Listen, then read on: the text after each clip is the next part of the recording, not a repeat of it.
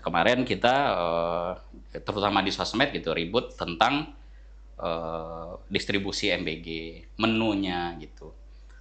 Belum lagi kasus-kasus keracunan gitu kan. Nah, di awal-awal kita kontroversinya ini nih, permasalahan teknis teknis dan distribusi ini. Nah, yang terbaru mungkin Abang juga ngikutin juga gitu. Yang terbaru dari MBG ini adalah pengadaan-pengadaan yang kalau bahasa sosmed itu di luar nurul gitu kan. Nggak, ini apa gitu loh. Founder pendiri Anagata Nusantara Institute. apa itu Bang Fadli? Anagata Nusantara. Jadi Anagata Nusantara Institute ini sebuah sebuah lembaga yang berfungsi sebagai pemantau kebijakan publik. Nah, poinnya sih itu pemantau kebijakan publik. Jadi semua hal yang berurusan dengan hajat orang banyak, nah kita pantau tuh di Anagata Nusantara Institute. Menurut Abang kebijakan pemerintah kita yang paling kontroversi apa sih Bang sebenarnya? Ini langsung to the point aja nih. Iya. Sebenarnya kalau ngomong kebijakan kontroversi itu kan tergantung di mana kita berdiri gitu kan. Kalau kita selalu berdiri di luar gitu misalnya, ya pasti setiap kebijakan pemerintah akan dipandang sebagai kontroversi gitu. Iya. Begitu juga kalau misalnya berdiri di dalam gitu. Kebijakan ya yang dilihat kontroversi lah, kenapa orang mempermasalahkan kebijakan yang saya buat gitu kan, itu yang jadi kontroversi. Nah cuman sekarang ini hampir menjadi konsumsi semua orang gitu, baik apakah yang itu dia pendukung pemerintah maupun yang tidak mendukung pemerintah gitu. Ya menganggap ya tadi udah dibahas ya MBG itu sebuah kebijakan yang kontroversi. Cuman yang saya lihat, kalau saya pribadi bukan melihat ke MBG-nya gitu loh. Kalau saya pribadi melihat MBG ya bagus sih gitu. Kalau melihat dari visinya Presiden Prabowo gitu untuk investasi jangka panjang gitu kan, untuk pengentasan stunting, pemenuhan gizi gitu. Visinya sih oke gitu dan saya setuju gitu. Cuman yang menjadi kontroversi itu kan kebijakan di bawahnya, pelaksanaan teknisnya yang menjadi kontroversi gitu. Nah, kemarin kita terutama di sosmed gitu ribut tentang distribusi MBG, menunya gitu.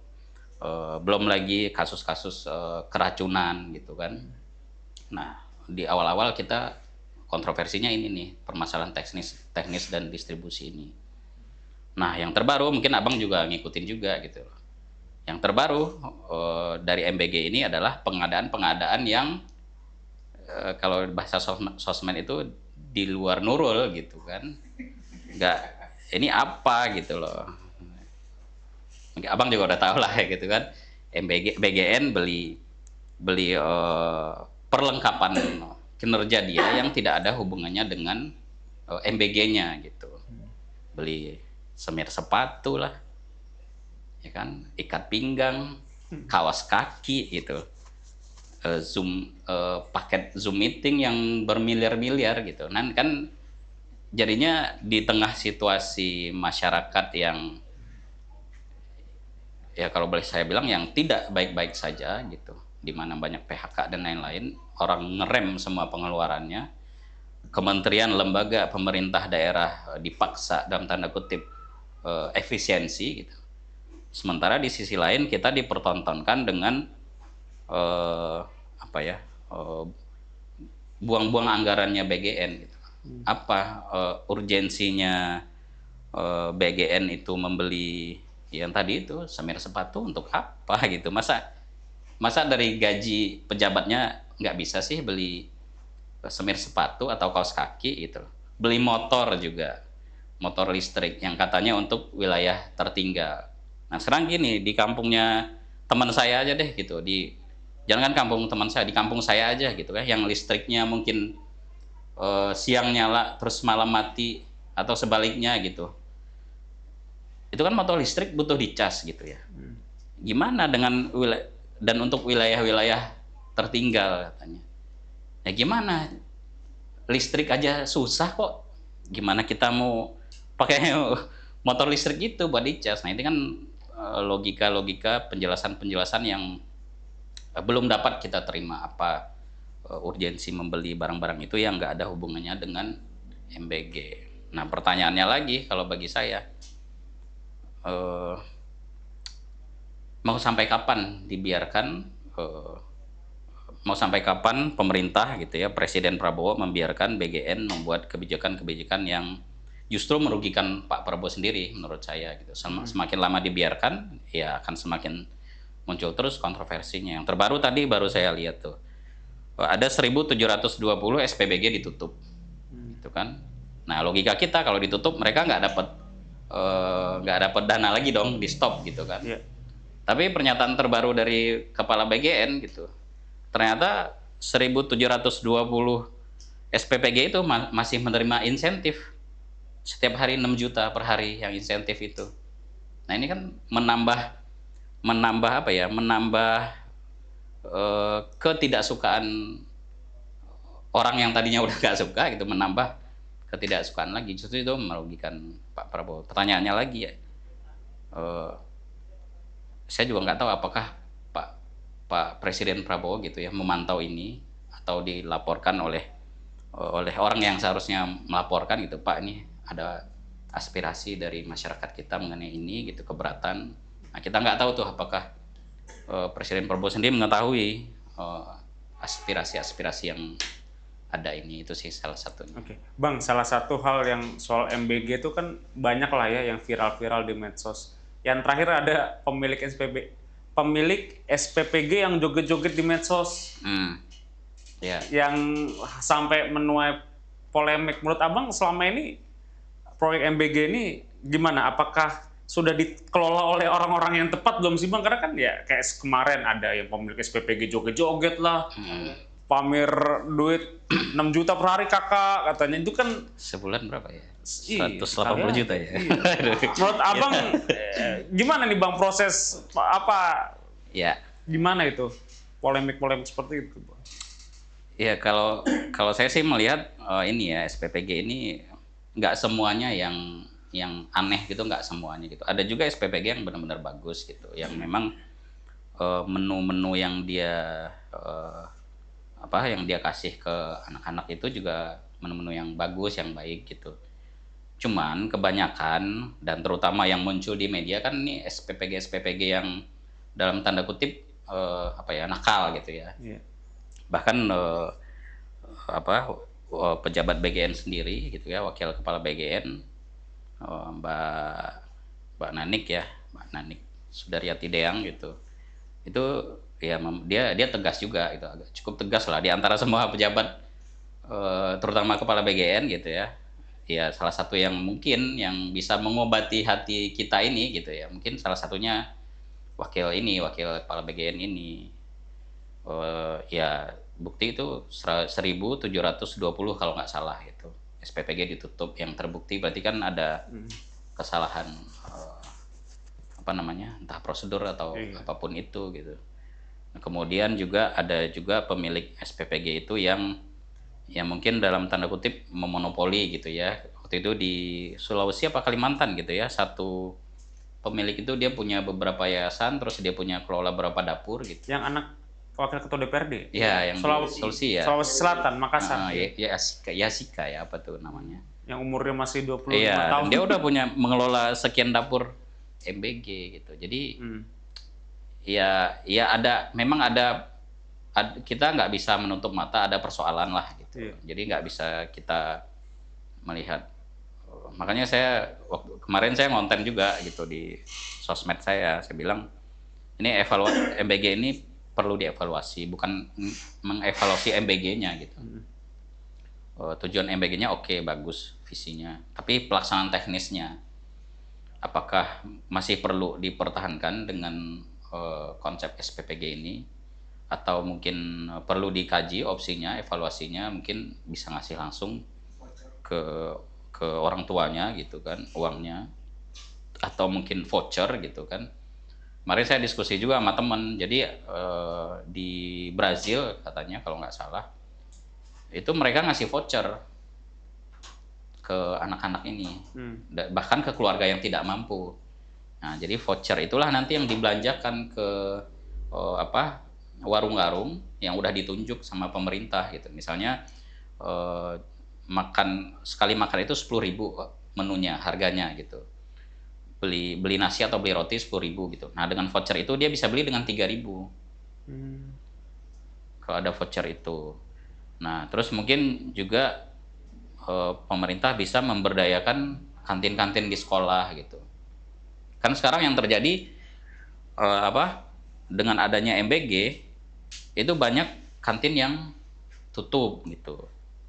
Yang tadinya anak-anak itu jajan, ya ada MBG nggak jajan lagi. Jadi artinya kan ini kita membuka lapangan kerja ke yang lain, tapi menutup dapur untuk yang lain gitu.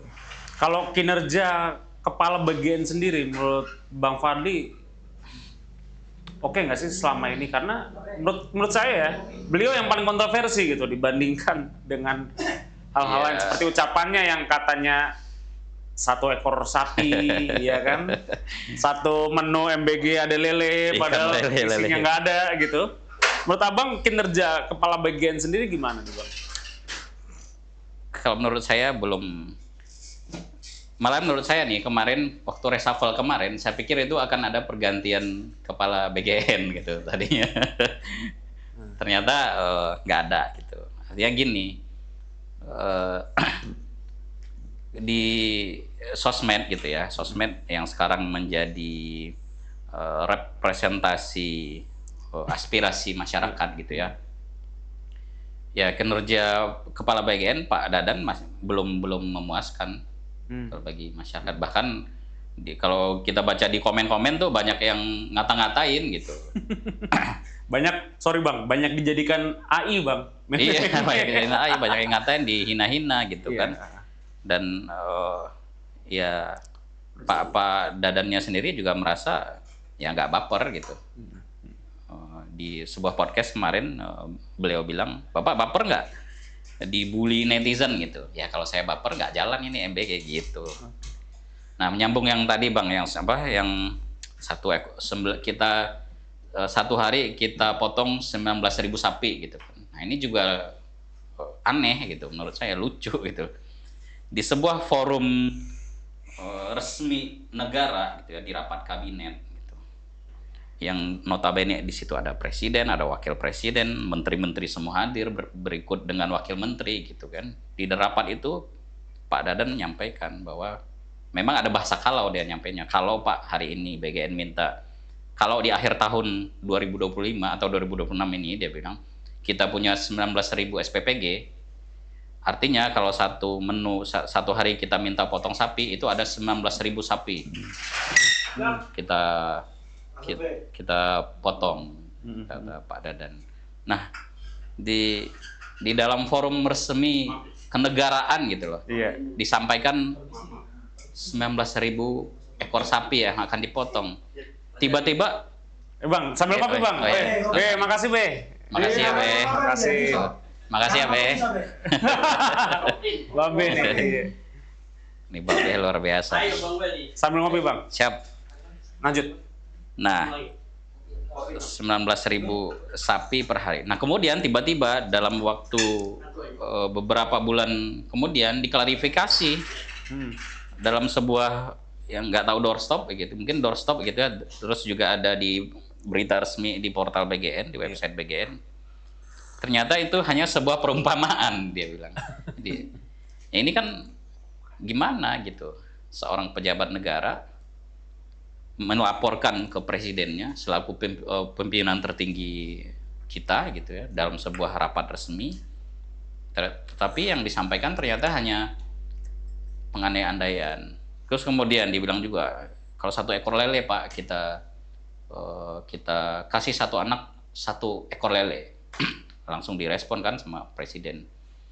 Tunggu, itu 1 anak 1 lele kata presiden kan. Iya Pak, 1 anak 1 lele gitu. Oh itu lebih bagus dari zaman saya waktu tentara dulu. Presiden bilang, dulu saya dipotong kecil-kecil tapi ini 1 anak 1 lele. Tapi faktanya yang terjadi di Sampang atau di Madura gitu adalah memang lele yang dikasih. Tapi lelenya bang, lele mentah bang, lele hidup bang. Masih hidup lagi ya? Masih hidup bang, di dalam apa nampan itu, dalam boxnya itu. Mungkin nanti bisa ditampilin ya. Itu siswa suruh makan lele hidup atau suruh goreng? Nah itu, produser nanti tampilin videonya ya. Oh, iya. Jadi laporan ke presiden gitu, ada lele. Ya memang ada lele, tapi itu lele hidup yang dikasih, bahkan masih ada kumisnya gitu kan, lelenya gitu. Nanti videonya ditampilin, dicari. Memang itu hanya satu kejadian gitu ya, nggak di semua SPPG. Tapi setidaknya, artinya kan berarti pengawasan oleh PGN terhadap SPPG berarti belum maksimal dengan semua keistimewaan yang sudah didapat oleh BGN dan SPPG. Gitu. Berarti kalau bisa dibilang memang minum ya bang ya. Silakan bang. Wah masih panas nih. Gili. Jadi bisa dibilang bang, apakah kepala BGN ini memang backgroundnya tepat nggak sih bang untuk mengepalai makan bergizi gratis, soal gizi dan lain-lain? Menurut abang backgroundnya kepala BGN tuh apa sih? Saya sendiri juga belum tahu secara detail gitu. Apakah tepat untuk mengurusi makan bergizi gratis puluhan juta, ya Mas Willy ya, puluhan juta anak-anak Indonesia yang butuh asupan? Ini 250 ya? Ya ini. Secara background dia tepat nggak sih bang? Kalau background yang saya tahu sepanjang pengetahuan saya gitu, background Pak Dadan kan memang bukan ahli gizi makanan gitu, tapi beliau ahli gizi serangga gitu. Serangga. Makanya di sosmed itu muncul meme gitu kan. Kenapa makanan MBG itu ditemukan banyak ulat gitu, karena kepala BGN-nya ahli serangga gitu kan. Ini meme-meme yang akhirnya salah satu bentuk dari ya entah itu ketidakpuasan, kekecewaan dari masyarakat gitu. Iya. Sebenarnya lebih ke persoalan teknis itu. Tapi memang harusnya tuh kepala BGN itu ahli gizi bang, secara background, atau menurut abang bisa dijabat oleh background lain gitu? Ya sebenarnya sih kalau bicara ideal gitu, idealnya memang harusnya yang punya background gizi gitu, ideal gitu. Cuman itu bukan hal yang saklek gitu. Siapapun bisa gitu, asalkan dia punya kemauan, dan yang paling penting dia mengerti dengan visi presidennya, gitu. Mengerti dengan maksud presiden yang ngadain MBG itu apa sih gitu loh. Nah itu yang paling penting kalau menurut saya. Okay. Karena kalau hanya sekedar angka-angka, nah ini yang pengen saya sampaikan juga. MBG itu kan visi awal presiden itu adalah memberikan makanan bergizi kepada anak-anak yang tidak mampu gitu kan. 3T ya. Yang 3T itu. Tetapi faktanya sekarang adalah yang menerima itu bukan seakan-akan yang dikasih MBG sekarang itu justru yang seolah-olah yang bukan 3T tadi gitu. Bahkan anak-anak gitu ya yang mungkin orang tuanya mampu gitu ya juga dapat gitu. Nah, harusnya kalau memang kalau memang targetnya, visi awalnya adalah yang 3T tadi, ya itu dulu diprioritaskan menurut saya. Baru nanti setelah itu terpenuhi baru ke yang lain-lain gitu. Kalau sekarang kan kebalik. Yang bahkan sempat viral juga itu kan sekolah swasta gitu, yang orang tua murid protes gitu, kita ini mampu gitu, orang tuanya protes, bahkan kita aja kesini minimal Pajero Fortuner, dia bilang berapa kita terima MBG gitu. Itu kan jadi jangan hanya ngejar target angka penerima sekian Pak, ini kita sudah berhasil Pak sekian angka, bukan, harusnya yang 3T itulah yang diprioritaskan gitu. Konsep dari MBG sendiri yang tepat seperti apa Bang Fadli? Apakah seperti sekarang yang satu dapur umum ngasih makan ke beberapa sekolah, atau setiap sekolah punya dapur umum sendiri nih Bang buat masakin makanan buat murid-murid? Ya,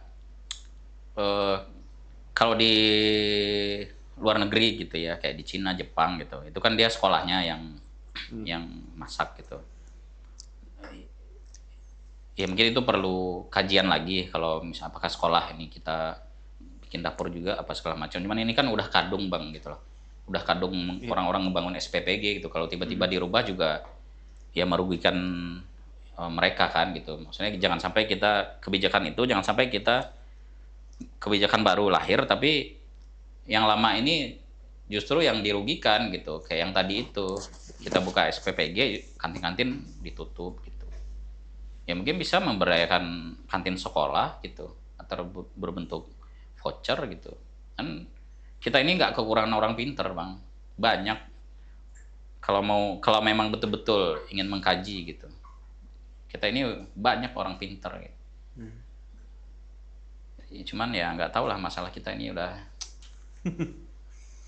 banyak banget nih. Nih, kasih nilai Bang buat kinerja kepala BGN. Ini kepala BGN ya? 2 tahun ya? 2 tahun ya BGN? Iya hampir 2 tahun. 1,5 tahun lah. 1,5 tahun. Dari 0 sampai 10. Nilai berapa nih untuk kepala BGN? Kepala BGN ya? Kepala BGN. Karena kan beliau kepalanya Bang. Kalau Iya. BGN secara keseluruhan kan menginduk ke dia. Saya kasih nilai 11. 10 Bang, maksimal 10. 11 dari 100 maksudnya. Kenapa Bang Fadli? Ya kayak debat aja Bang, debat capres. Gitu. Oh, Jadi secara kinerja gitu, ya gimana ya? Saya pikir ya dengan banyaknya aspirasi gitu ya, kritik dari masyarakat di sosial media, ya ada perbaikan lah gitu. Iya. Jangan udahlah, stop lah bikin kebijakan yang kontroversial gitu loh. MBG aja belum maksimal nih distribusinya gitu. SPPG ini ditambah lagi sekarang pengadaan yang aneh-aneh ini gitu loh. Itu aja sih yang saya masih, kalau saya presiden tuh, kalau saya liatin gitu, minimal kalau orangnya presiden gitu, ini coret gitu loh. Gak bisa ini gitu. Buat apa kamu beli semir sepatu gitu loh. Kaos kaki, ikat pinggang gitu loh, baju dinas. Yang nggak ada hubungannya dengan gizi orang ya Bang ya? Gizi anak ya? Iya, walaupun itu klaimnya untuk menunjang kinerja. Kalau memang kamu mau kerja gitu, ya jangan ngomong fasilitas dulu gitu. Ya, kerja aja gitu. Memang fokuslah kerja gitu. Ya, kalau menurut saya yang salah satu yang bisa menangkap visi presiden itu ya mungkin beliau mau ini ya nih. Seharusnya mungkin Polri gitu ya, terlepas dari orang apapun mengkritik itu gitu ya, orang mau bilang kerja apa harusnya nangkap kejahatan dan lain-lain gitu, ini malah bukan dapur. Justru menurut saya itu bentuk Polri institusinya gitu mampu menangkap visinya presiden gitu dengan perangkat yang dia punya gitu, langsung 1.000 lebih kan SPPG dibangun. Dan kualitasnya bagus Bang ya SPPG Polri ya. Mungkin bagus ya, saya sendiri belum saya nggak terlalu melihat ini SPPG-nya gitu. Tapi minimal kalau di sosmed ya hampir nggak ada mungkin kontroversi menu ya. Yang ada kontroversi kebijakan gitu yang disorot orang. Harusnya Polri fokus aja di bidang Kamtipmas gitu. Ini malah MBG. Justru Polri menerjemahkan visi presiden menurut saya. Oke. Bang, lepas dari MBG, gimana kinerja Prabowo Gibran selama ini buat Abang? Udah 2 tahun ya? Mau 2 tahun? Nilainya dari sisi apa ya? Ini kan kalau kita keseluruhan lah ya, secara keseluruhan. Kalau kita menilai itu kan harus ada indikator gitu ya. Gimana kinerja. Cuman yang saya lihat kebijakan ini aja deh, kebijakan para pembantu presiden sih yang masih banyak PR. Ya kita mengapresiasi banyak yang bagus juga gitu, banyak yang ya gas aman lah gitu kan, kalau Kanda Bahlil gitu kan, gas aman dia sampai mukanya kayak hampir jadi gas LPG gitu kata dia 20 kan. Hari akhirnya kita nggak naik kuda lagi Bang.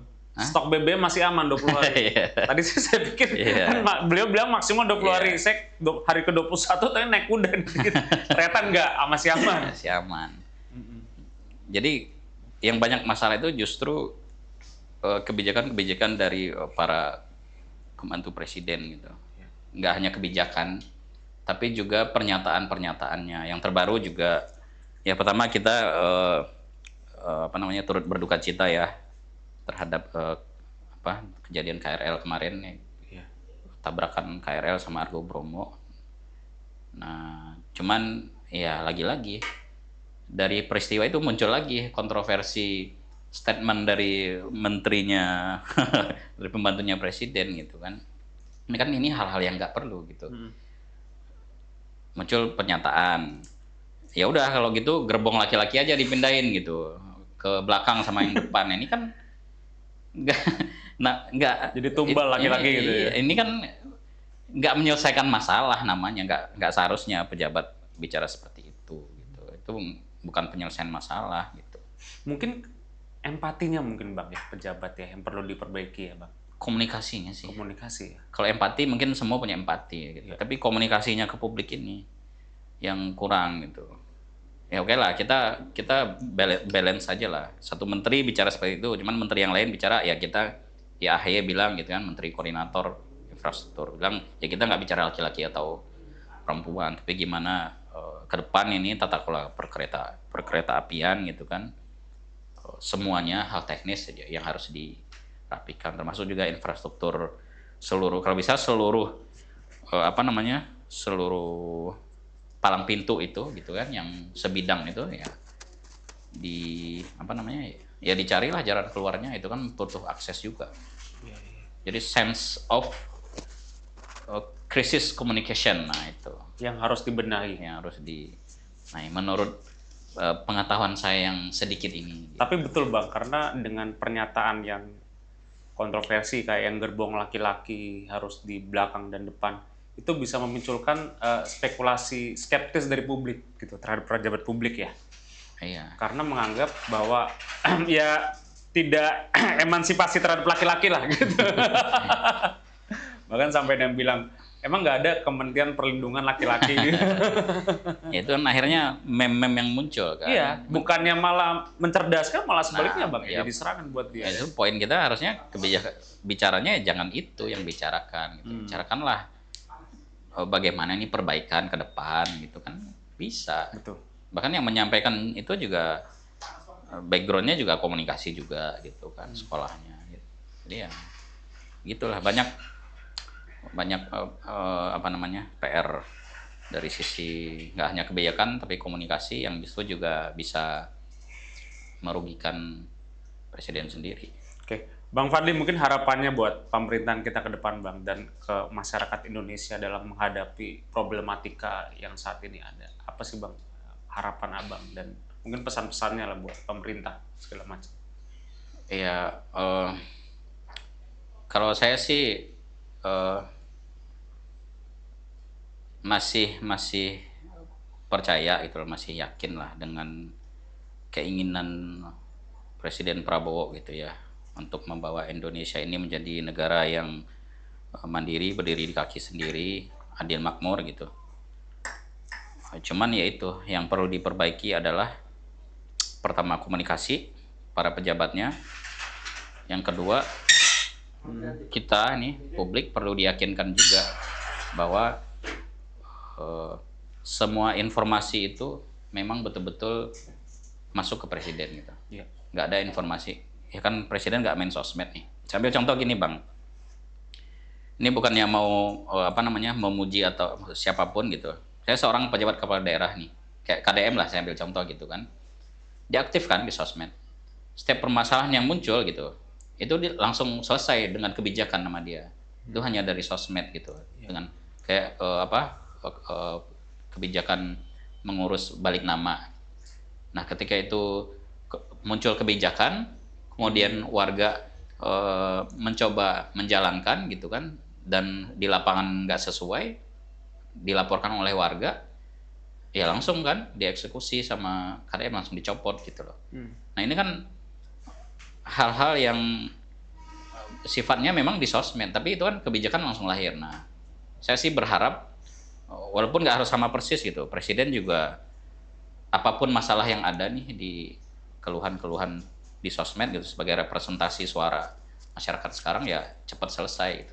Ini kan seakan-akan gitu ya, seolah-olah saya sendiri kan juga nggak tahu gimana komunikasi di pemerintah gitu, seolah-olah nggak semua informasi kan yang masuk ke presiden.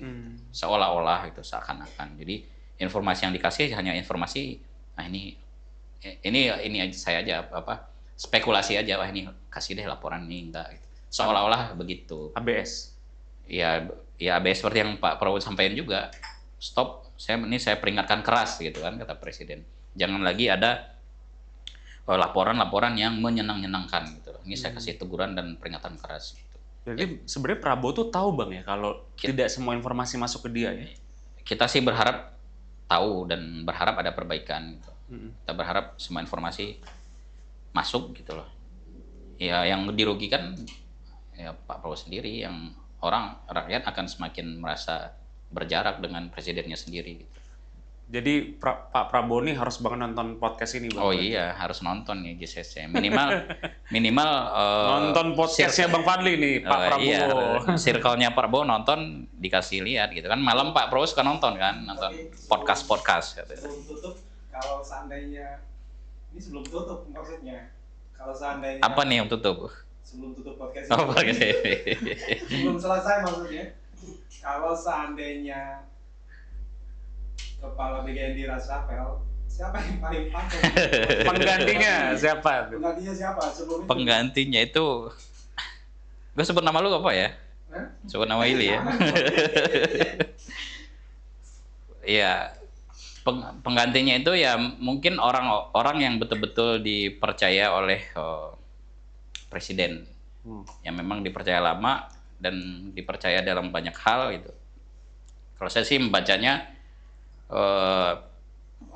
wakil kepala BGN gitu ya, Bu Nani Sudaryati Deang gitu, diplot di situ kayaknya mungkin sudah ada, mungkin gitu ya. Ini kan kita spekulasi kan bicaranya. Mungkin presiden udah punya mappingnya gitu. Kalau memang nanti puncaknya Pak Kepala BGN yang sekarang gitu ya, Pak Dadan Tidak perform. Ya udah emang nggak perform ini gitu. Udah saatnya sebetulnya. Kalau memang Presiden Prabowo masih menunggu ngasih kesempatan gitu kan ke Pak Dadan, ya mungkin gitu ya, salah satunya itu Pak Wakil Kepala BGN itu. Mungkin gitu ya.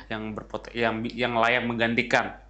Kalau yang orangnya presiden gitu. Yang orangnya presiden dan dia saya sendiri kenal dekat lah gitu. Walaupun dengan Mbak Nani saya kenal dekat gitu, walaupun udah lama juga nggak komunikasi gitu.